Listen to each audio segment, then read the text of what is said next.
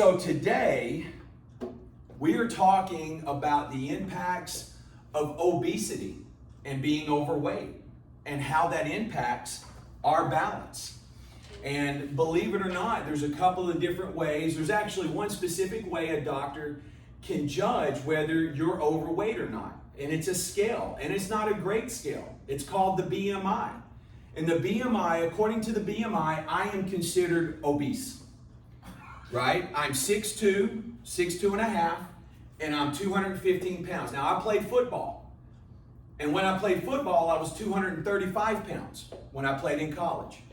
So I'm 20 pounds heavier. At that point, I was considered morbidly obese. The problem with the BMI, the scale, is it doesn't take into your muscle mass, your lean muscle tissue. It doesn't take that into consideration, right? And we all know muscle weighs more than fat. So here's the thing when it comes to obesity. Did you know every pound of weight gained puts an extra 4 pounds to each knee?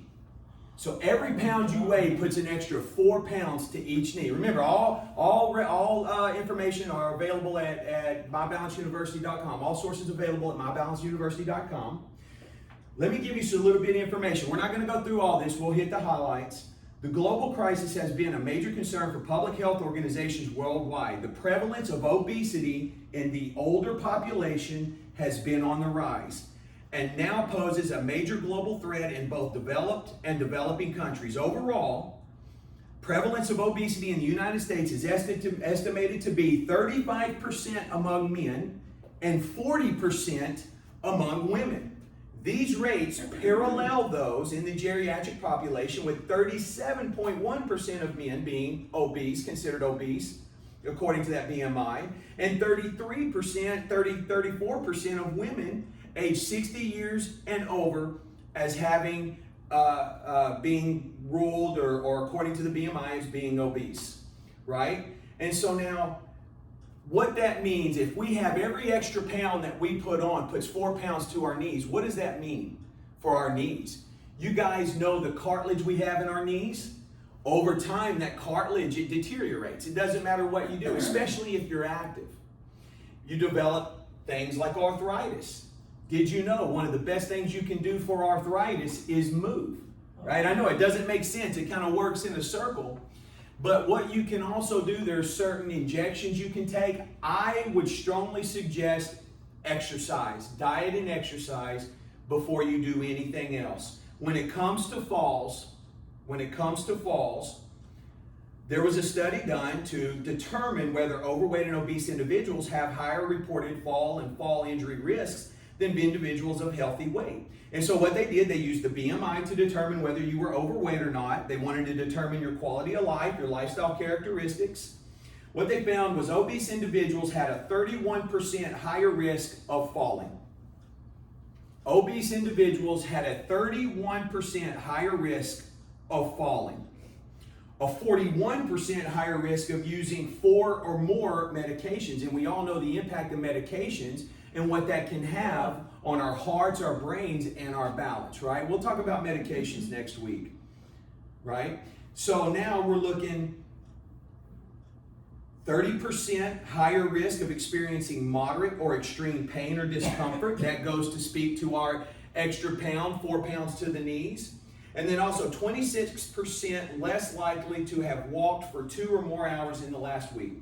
So the conclusion of this study is older obese individuals have an increased risk of falls, and obese fallers have a higher prevalence of pain and inactivity than fallers of a healthier weight, of a healthy weight individual. So there's a lot here. I'm not going to go through this. There's been a lot of studies done. This is available again on your email. I also included, check your emails out, guys. I also included this nice fancy BMI chart so you can figure out where you're at.